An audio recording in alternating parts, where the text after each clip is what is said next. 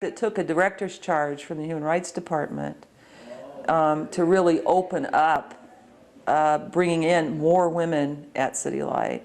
Who initiated the Human Rights Department's charge? Director's charge? Yeah. Well, it was an investigator at the Human Rights Department. His name was Patrick Haggerty, and he had heard stories over the years.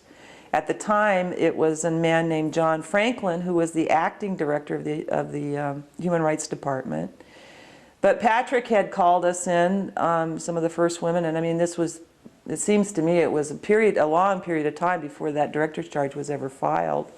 And we were interviewed and told, you know, stories, like I talked about my accident and stuff like that. And then all of a sudden, you know, the Human Rights Department director, John Franklin, signs this decree, which then erupts the whole utility. And at that time, too, Claire Fraser had won her case and was back at work at City Light.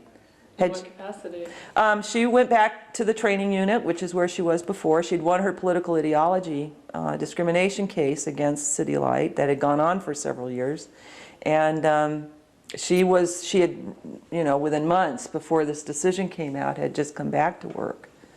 So things erupted all over again, and that's when we helped to organize, I mean, employees throughout the utility.